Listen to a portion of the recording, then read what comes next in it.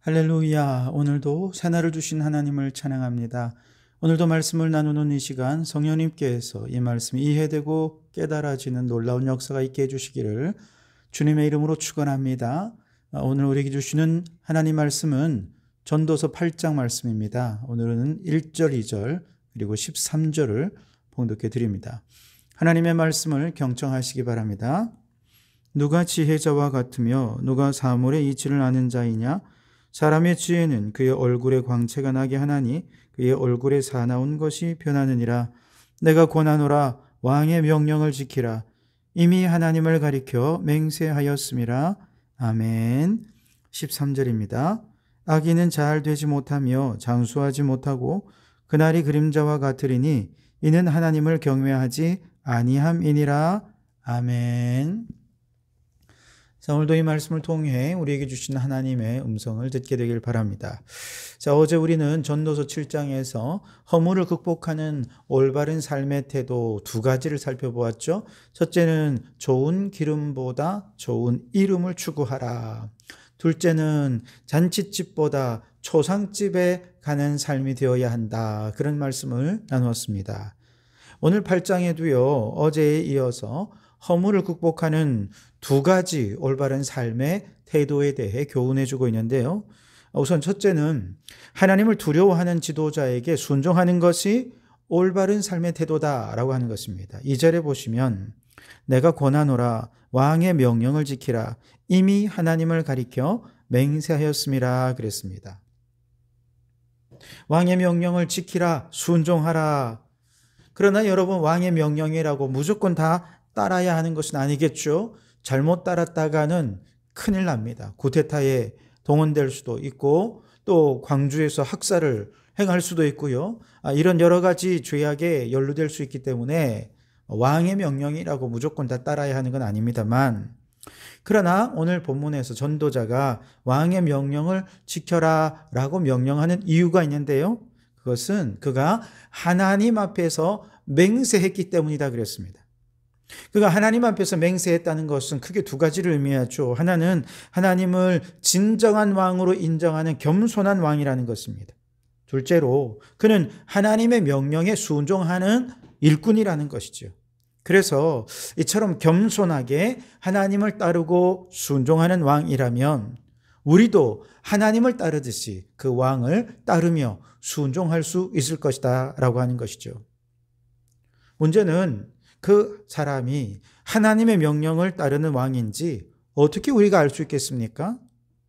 미국의 대통령을 보십시오. 대통령 취임식에서 성경책에 손을 올리고 그렇게 대통령 선서를 해놓고는 정작 그가 대통령으로 행하는 일들은 하나님과 상관없는 일, 그런 일들을 하는 경우를 볼 때 과연 그가 하나님을 왕으로 모신 자인지 알 수 없는 경우들이 참 많이 있지 않습니까? 근데 오늘 1절 말씀에 보면 하나님을 왕으로 모신 자의 얼굴은 그 표정부터 달라진다고 얘기합니다. 1절을 보시면 누가 지혜자와 같으며 누가 사물의 이치를 아는 자냐? 사람의 지혜는 그 얼굴에 광채가 나게 하나니 그의 얼굴에 사나운 것이 변하느니라 라고 말씀하십니다.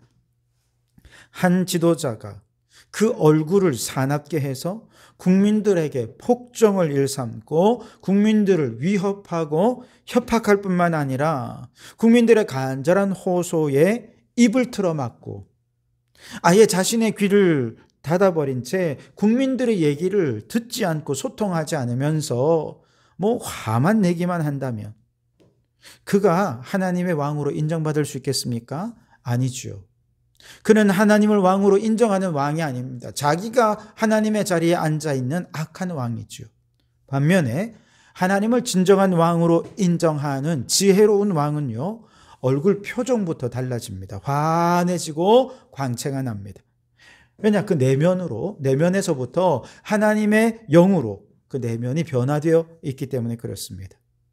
이처럼 그 내면이 성령으로 말미암아 부드러워지고 온유해지고 겸손해지면 그 마음의 상태가 표정으로 나타나서 표정도 온화해지고 부드러워지고 환해져서 행복한 광채가 나타나고 또 온화한 광채가 나타나게 된다는 것이죠.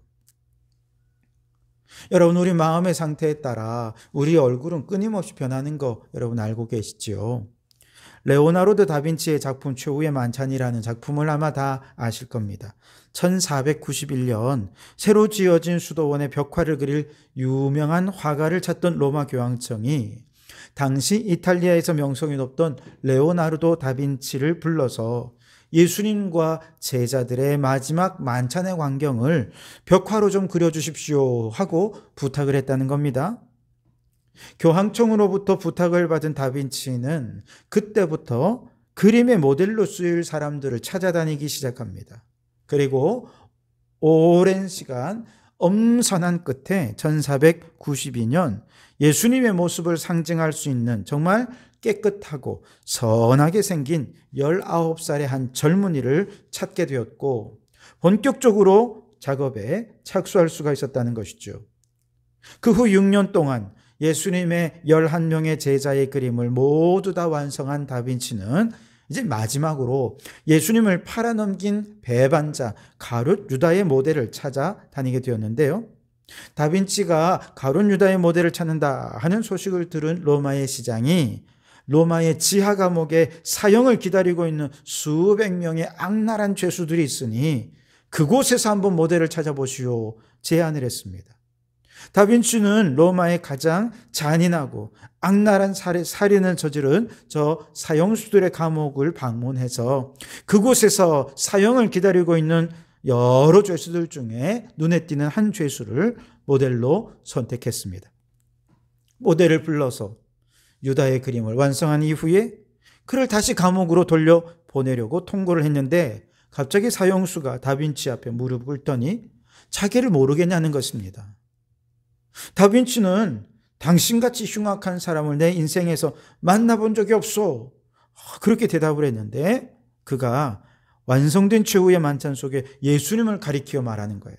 저기 저 그림 속에 그려진 예수님의 모델이 6년 전에 바로 저였습니다. 그렇게 얘기를 했다는 거예요. 무슨 얘기를 하고 싶은 겁니까? 사람은 내면이 어떠냐에 따라 얼굴이 달라진다는 것이죠. 우리가 인생을 살면서 우여곡절을 많이 겪는 중에 사람의 마음이 변하면 얼굴도 변하는 것을 우리는 보게 됩니다. 누군가 거룩하고 고귀한 하나님 나라의 가치를 추구하며 하늘의 신령한 지혜로 살아간다면 그는 얼굴의 위엄과 진실함이 광채로 나타나게 될 것입니다.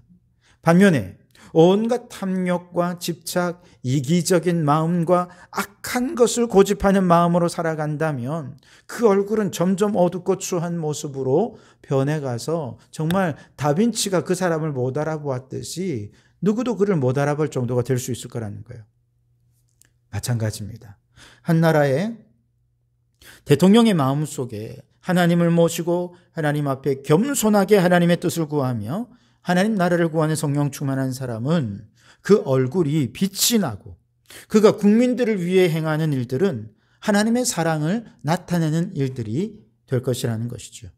그러나 그 마음에 하나님이 없이 자신의 탐욕과 욕망을 따라 나라를 다스리면 대통령은 언제나 얼굴이 사나워질 것입니다. 국민들을 향해 폭압과 학대를 일삼는 악한 대통령이 되고 그 아래에서 국민들은 고통과 탄식 속의 삶의 허물을 느낄 수밖에 없을 것입니다. 그러니 여러분, 우리나라의 대통령이 겸손히 하나님을 섬기고 사랑으로 나라를 다스리는 대통령이 되도록 기도해 주시기 바랍니다. 그래서 대통령이 대노했다더라 이런 뉴스가 나는 것이 아니라 대통령이 기뻐했다더라, 대통령이 얼굴이 환하게 웃고 그 얼굴에서 사랑의 광채가 빛나서 모든 국민들이 대통령을 기쁨으로 따르게 되어서 이 땅에 사랑의 하나님의 나라가 이루어지게 되기를 주님의 이름으로 축복합니다.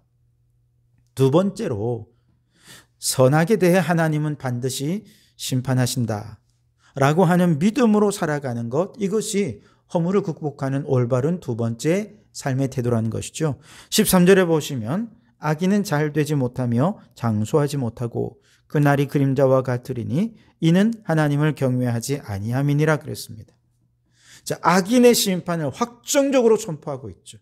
왜냐하면 이 세상에 선과 악이 혼재하면서 악인들이 너무 방자하게 행하는 걸 보면서 그것이 인생을 허무하게 만드는 요소가 되는 것을 발견했기 때문에 그렇습니다. 오늘 11절 말씀에 보면 악한 일에 관한 징벌이 속히 실행되지 아니하므로 인생들이 악을 행하는 데에 마음이 담대하도다 그랬습니다. 악인들이요, 점점 더 뻔뻔스럽게 죄를 범하고요, 더 담대하게 죄를 범하게 되는 이유가 뭐냐? 아무리 악을 범해도 징벌이 속히 실행되지 않거나 혹은 그 징벌이 아예 면제되는 경우들을 경험하기 때문에 그렇다는 거예요.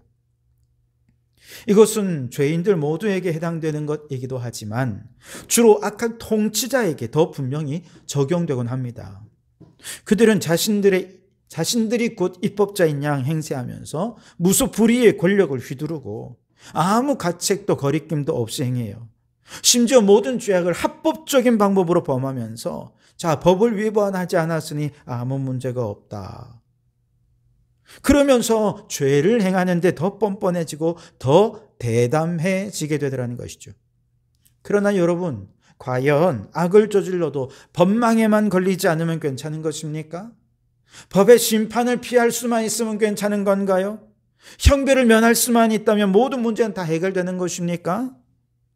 물론 악한 자들은 그렇게 믿고 있겠습니다만, 그러나 그들의 믿음은 거짓된 믿음입니다. 헛된 믿음입니다. 착각하는 것입니다. 왜냐?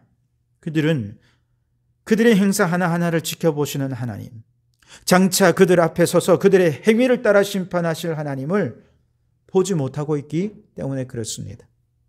만일 그들이 하나님을 알고 그 하나님의 심판을 두려워하는 안목이 있다면 결코 그처럼 이기적이고 파렴치한 악행을 거리낌 없이 행하지 못할 것입니다. 여러분, 악한 자들이 스스로 악한지도 모른 채 끝내 악을 행하면서 그렇게 살아간다면 이 세상은 얼마나 정말 악한 세상이 되겠습니까? 이로 인해 세상에서 부를 그들은 더 축적할 수도 있을 거예요. 더 높은 권세도 누릴 수 있을 것입니다. 그렇게 악을 행하는데도 이 세상 사람들이 부러워하는 명예와 영광을 한 몸에 다 거머쥘 수 있을 거예요. 그와 동시에 가지지 않은 사람들, 의를 위해 권하는 사람들을 비웃고 조롱할 수도 있을 것입니다. 그러나 그들은 마지막 날 분명히 보게 될 것입니다. 사람의 심장과 폐부를 감찰하시며 그 마음의 생각과 행사를 철저히 공의대로 판단하시는 하나님 앞에서 그들이 그동안 얼마나 큰 죄악을 범했는지 하나님 앞에 서게 되는 날 그들은 아주 똑똑히 보게 될 것입니다. 그리고 그때는 이제 더 이상 회개할 기회가 없어요. 이제 심판뿐입니다.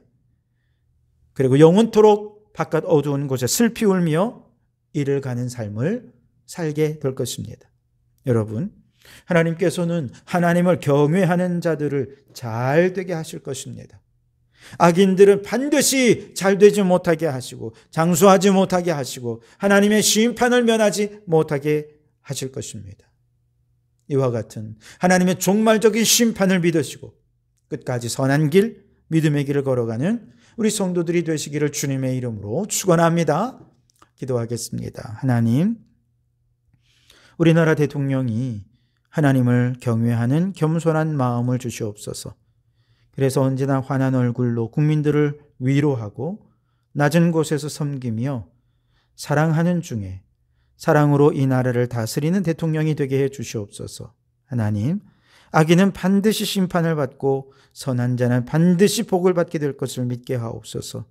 그리하여 선과 악이 혼재된 세상 속에서 혼란스러워할 것이 아니라 어떤 고난 속에서도 믿음의 길, 선한 길을 선택하며 걸어가는 저희들이 되게 해 주시옵소서. 예수님 이름으로 기도하옵나이다. 아멘.